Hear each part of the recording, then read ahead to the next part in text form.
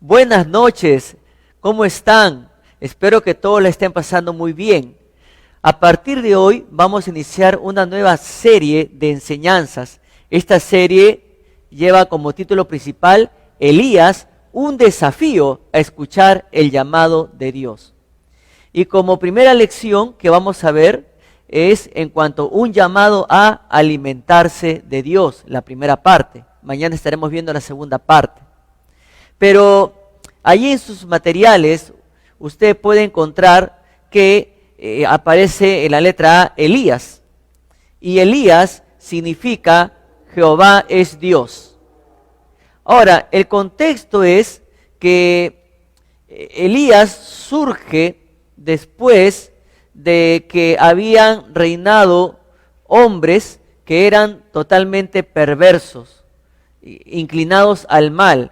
Por ejemplo, en 1 Reyes, en el capítulo 16, versículo 25, nos habla de que el rey Omri hizo lo malo ante los ojos de Jehová e hizo peor que todos los que habían reinado antes de él. El versículo 26 dice, pues anduvo en todos los caminos de Jeroboam, hijo de Nabat, y en el pecado con el cual hizo pecar a Israel, provocando a ira a Jehová, Dios de Israel, con sus ídolos. Esta serie nos va a ayudar a que nosotros cada día estemos atentos a escuchar el llamado de Dios y no prestar oídos a personas como Omri, que siempre hacen lo malo ante los ojos de Dios, y lo más peligroso, contagian. Y hermano, contagia poderosamente, de tal manera que si usted no está preparado, si usted no está escuchando la voz de Dios a través de su palabra, usted puede ser presa fácil de estar atento a escuchar solo lo malo. Ahora, versículo 27 dice, los demás hechos de Omri y todo lo que hizo y las valentías que ejecutó, ¿no está todo escrito en el libro de las crónicas de los reyes de Israel? Claro, todo está ahí registrado, pero lo más triste es que lo que está más registrado son sus maldades. Y bueno, pero ¿quién fue el hijo de Omri? En el capítulo 16, versículo 30 nos dice que el hijo de Omri fue Acab. Y dice, versículo 30, y reinó Acab, hijo de Omri, sobre Israel en Samaria 22 años, y Acab, hijo de Omri, hizo lo malo ante los ojos de Jehová, más que todos los que reinaron antes de él. Porque le fue ligera cosa andar en los pecados de Jeroboam, hijo de Nabat, y tomó por mujer a Jezabel, hija de Etbaal, rey de los Sidonios, y fue y sirvió a Baal y lo adoró. E hizo altar a Baal en el templo de Baal, en el edificio en Samaria. Hizo también Acab una imagen de Acera, haciendo así Acab más que todos los reyes de Israel que reinaron antes que él, para provocar la ira de Jehová, Dios de Israel. Es lo que hizo pues este hijo de Omri, el rey Acab, y se casó con una mujer pagana, Jezabel. Ahora, ¿qué hace para alimentarse de Dios en un contexto donde Dios es rechazado? Elías nos enseña lo que debemos hacer para alimentarnos de Dios. ¿Qué es lo que hay que hacer para escuchar el llamado de Dios? Primero, un llamado a alimentarse de Dios. ¿Y qué hay que hacer para alimentarse de Dios cada día? ¿Qué hay que hacer? En primer lugar, Dios nos enseña a través de Elías que hay que estar en su presencia. Y en el capítulo 17, versículo 1 dice, entonces Elías Tisbita, que era de los moradores de Galat, dijo a Acab, vive Jehová Dios de Israel, en cuya presencia estoy, que no habrá lluvia ni rocío en estos años, sino por mi palabra. Qué importante es estar en la presencia de Dios. Usted quiere alimentarse fuertemente, tiene que aprender a estar en la presencia de Dios. Y en primer lugar, el estar en la presencia de Dios es orar. Y eso es lo que nos enseña en Santiago capítulo 5, versículo 17, donde nos dice que Elías oraba fervientemente. Y Elías Elías vivió en un contexto adverso, todo estaba en contra de él. A la medida que vayamos avanzando vamos a ver todo lo que tenía que pasar Elías, pero nada de eso lo llevó a descuidarse de su comunión con Dios a través de la oración. Entonces Elías estaba siendo perseguido, oraba. Estaba amenazado, oraba. Estaba descansando, oraba. Estaba a punto de emprender la tarea, oraba. En pleno conflicto, Elías oraba. ¿Sabe lo que dice el Salmo 5:2? Está atento a la voz de mi clamor, Rey mío y Dios mío, porque a ti oraré. Palabras del rey David cuando estaba pasando por momentos de angustia. Pero también el Salmo 109, versículo 4 nos dice, en pago de mi amor me han sido adversarios, mas yo oraba. Elías estaba permanentemente en la presencia de Dios. Hermano, hermana, ¿qué beneficios trae estar en la presencia de Dios? ¿Sabe por qué? Porque en Éxodo capítulo 33, el versículo 9 y el versículo 11 dicen lo siguiente. Cuando Moisés entraba en el tabernáculo, la columna de nube descendía y se ponía a la puerta del tabernáculo y Jehová hablaba con Moisés. Y hablaba Jehová a Moisés cara a cara, como habla cualquiera a su compañero. Y él volvía al campamento, pero el joven Josué, hijo de Nun, su servidor, nunca se apartaba de en medio del tabernáculo. Ningún asunto es tan importante para la vida del cristiano como el de vivir en la presencia del Señor. Hermano, hermana, usted anda permanentemente, fervientemente en la presencia del Señor. ¿Sabe qué? Dios tiene un propósito y es que tu nivel de fe se levante aún más.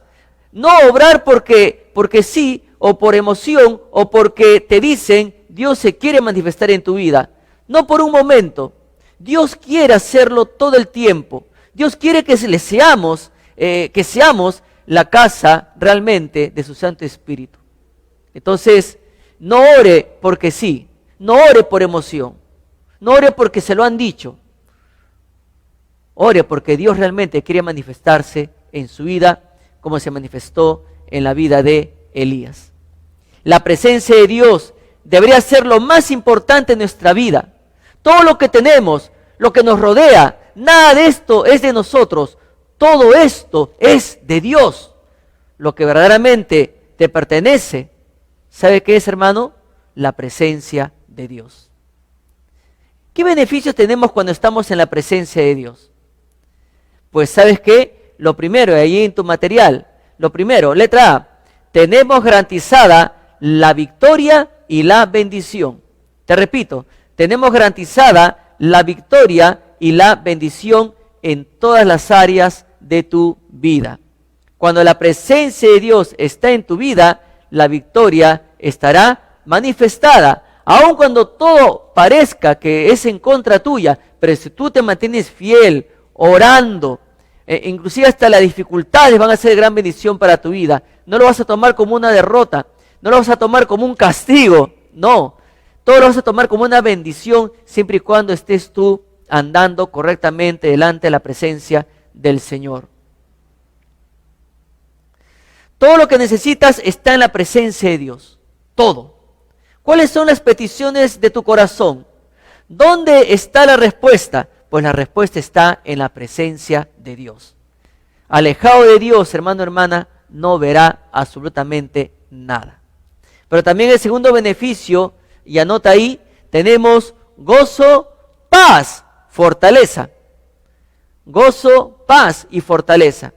Lo único que necesitamos en nuestras vidas es estar llenos de la presencia de Dios. Y eso es mejor que tus propios deseos. La presencia de Dios está cuando tú oras a solas. La presencia de Dios está cuando tú estás pasando un problema, cuando tú lloras por un problema, cuando le adoras con todo tu corazón. Ahí está la presencia de Dios. La presencia de Dios estará contigo donde quiera que vayas. Entonces nadie te podrá hacer frente, porque así como estuvo Dios con aquellos hombres de fe y mujeres, así Dios estará contigo todos los días hasta el fin del mundo, que fue la promesa del Señor Jesús el día que ascendió a los cielos.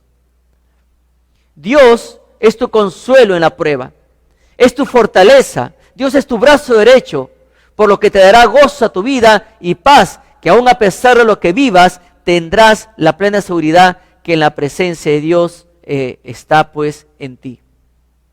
El tercer beneficio, y anota ahí, actuamos como verdaderos hijos de Dios, pues reflejamos a Dios. Reflejamos a Dios. Saben, existen jóvenes que no saben para dónde van. Dios nos dice para dónde vamos, qué debemos hacer, qué debemos escoger. Dios guardará nuestras vidas. Él tiene cuidado de nosotros. Moisés tuvo la autoridad de Dios para presentarse delante del faraón. ¿Qué pasa? ¿Tus amigos te molestan? ¿Tu jefe lo tienes encima? ¿La escasez llegó a tu hogar? ¿Estás desesperado por este tiempo de cuarentena?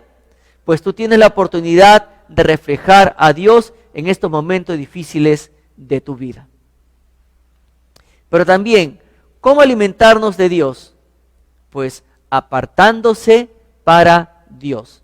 En 1 Reyes, capítulo 17, versículo 2, dice lo siguiente: y vino a él palabra de Jehová diciendo, versículo 3, apártate de aquí, o sal de aquí, ¿no? Apártate de aquí.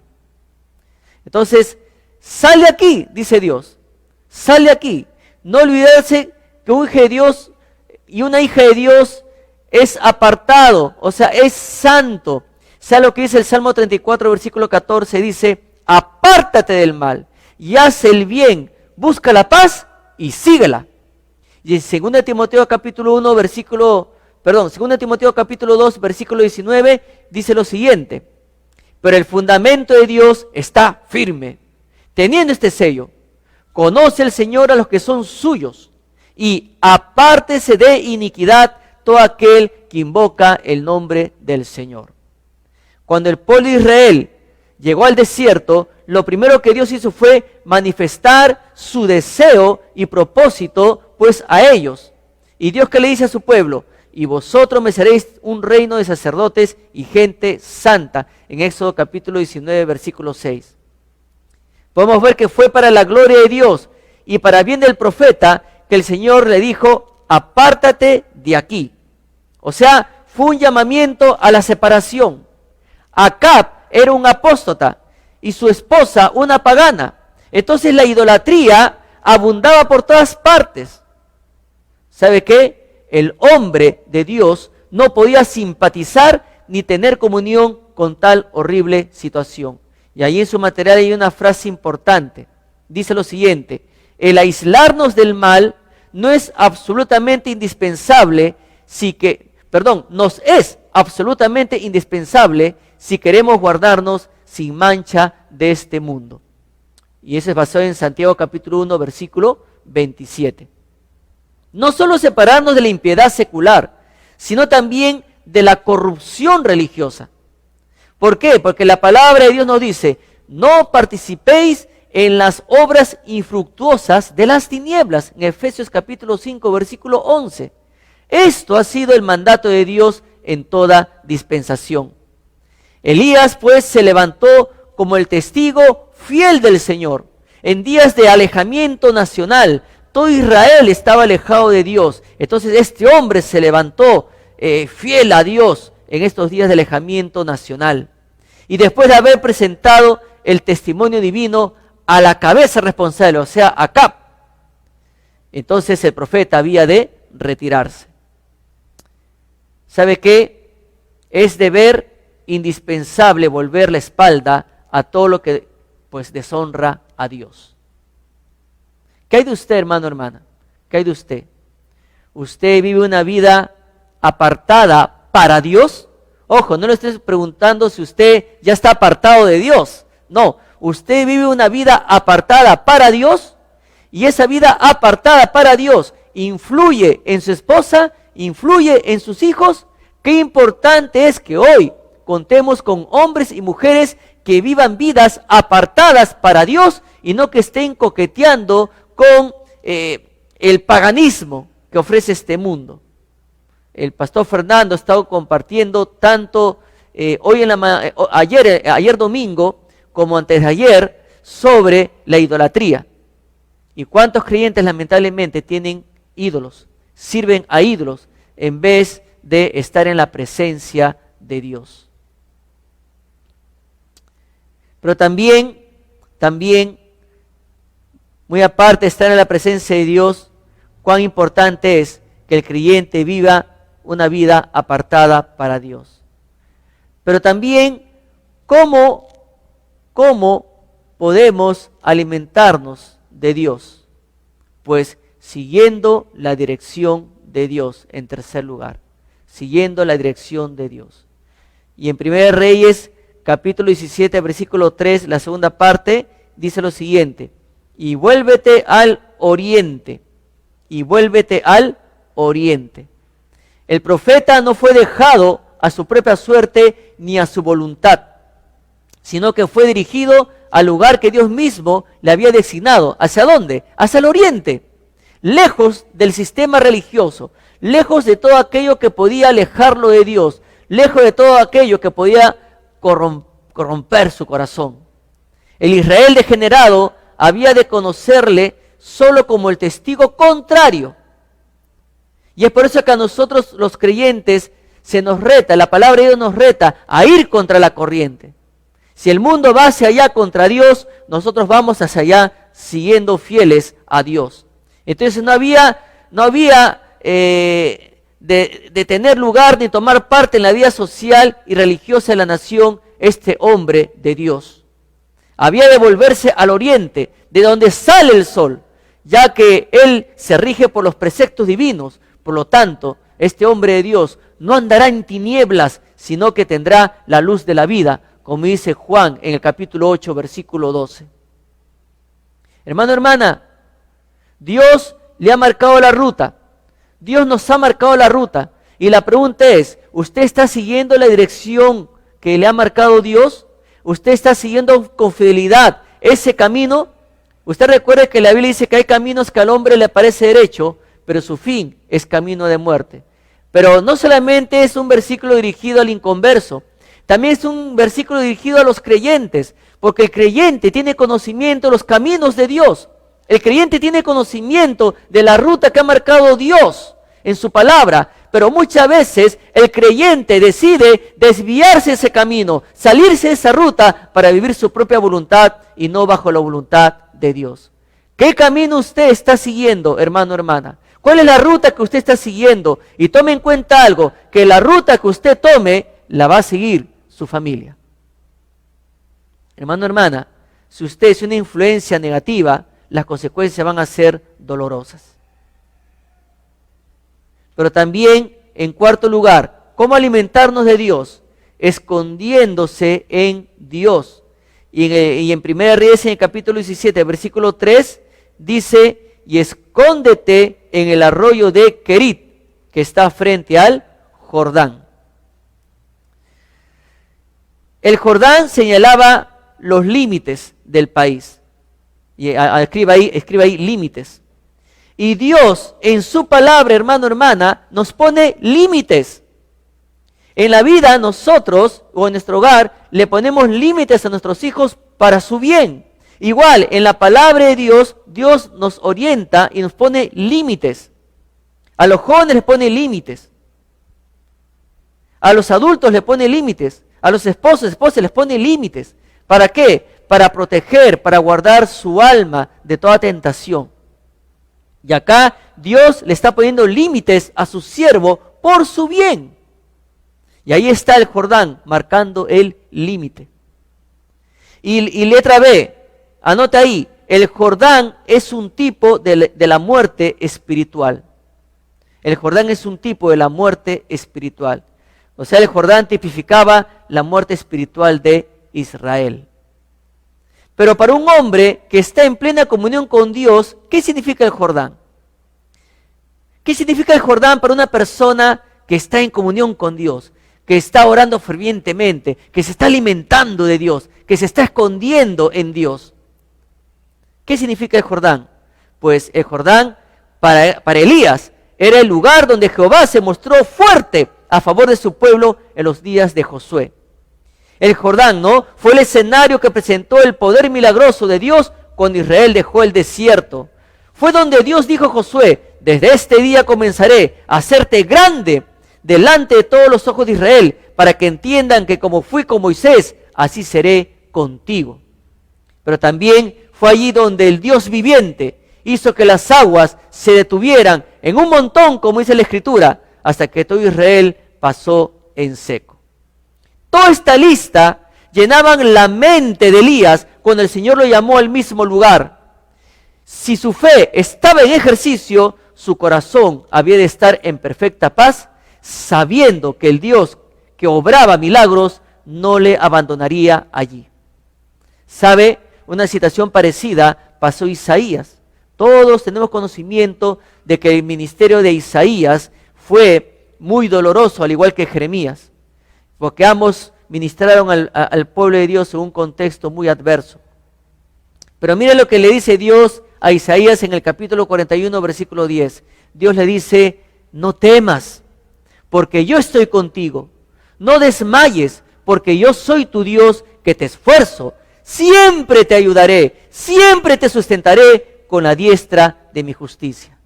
Oh, hermano, hermana, ¿usted cree que está solo? No, Dios está con nosotros, siempre apoyándonos, siempre y cuando seamos fieles. Pero sabe, fue por el propio bien, y escribe ahí, ¿no? Letra C, fue por el propio bien del profeta que Dios le mandó a esconderse frente al Jordán. ¿De qué tenía que esconderse Elías? Tenía que esconderse del furor de Acab. También tenía que esconderse de caer en su propio orgullo. Tenía que esconderse de endurecer su propio corazón. Y también tenía que esconderse, ¿para qué? Para que Dios lo capacite para un mejor servicio, o para un servicio mejor. ¿Sabe por qué? ¿Sabe por qué? Porque vendría el día cuando no solo testificaría de Dios en presencia de Acab, sino que derrotaría las huestes reunidas de Baal. Y también llevaría de nuevo a la nación descarriada al Dios de sus padres. Pero también, letra D, el profeta necesitaba más instrucción en secreto frente al Jordán.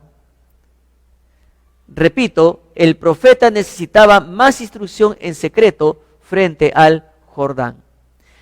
¿Para qué? Para estar capacitado, para hablar de nuevo en público para Dios.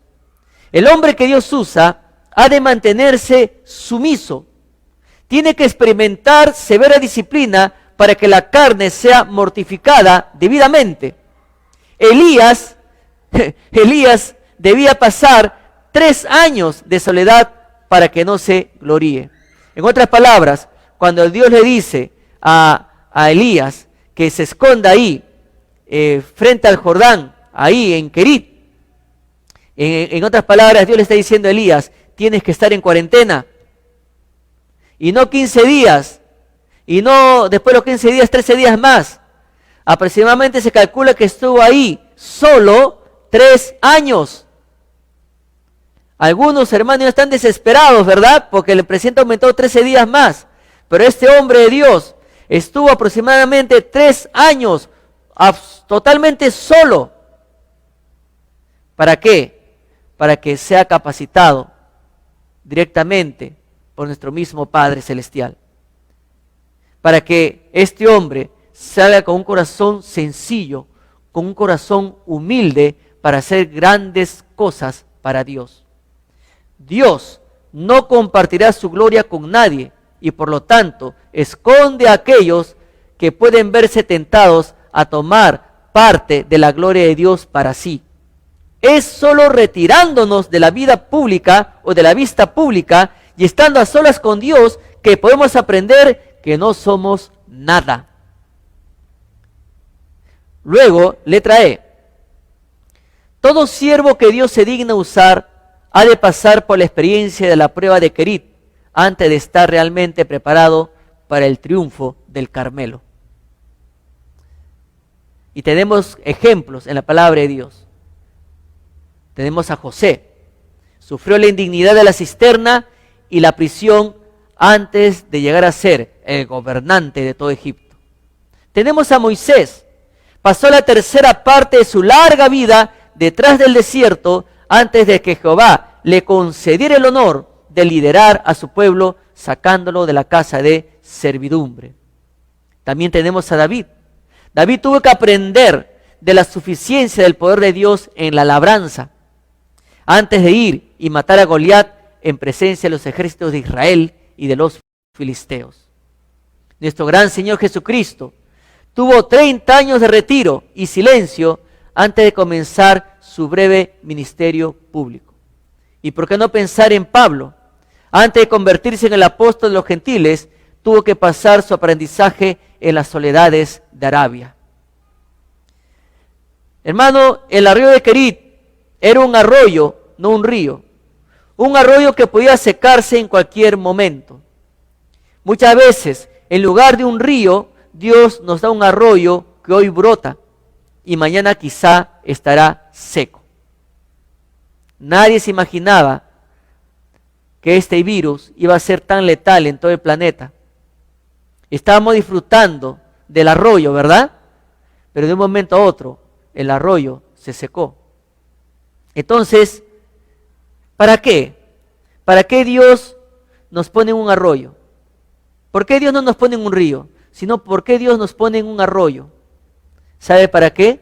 Para enseñarnos a no descansar en las bendiciones materiales, sino que aprendamos a descansar en el verdadero dador de las bendiciones materiales.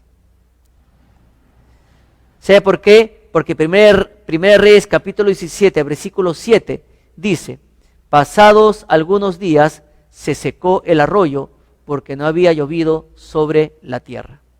El arroyo se secó. Mi pregunta es sobre quién ha estado descansando su corazón. ¿En lo material? ¿O su corazón ha estado descansando en Dios? Hermanos, hemos visto el primer desafío para escuchar el llamado de Dios. ¿Cuál es? Alimentarnos de Dios. ¿Y cómo podemos alimentarnos de Dios? Dios nos enseña a través de Elías que podemos alimentarnos estando en su presencia, luego apartándonos para Dios, luego siguiendo la dirección de Dios y luego escondiéndonos en Dios. ¿Usted está alimentándose de Dios? ¿Usted realmente desea escuchar el llamado de Dios? Pues la primera manera es alimentándonos de Dios. Hemos visto la primera parte. Mañana veremos la segunda parte de cómo debemos alimentarnos de Dios. ¿Qué le parece si oramos? Padre Santo, gracias te damos porque en esta noche tú nos has enseñado a escuchar tu voz, a escuchar tu llamado.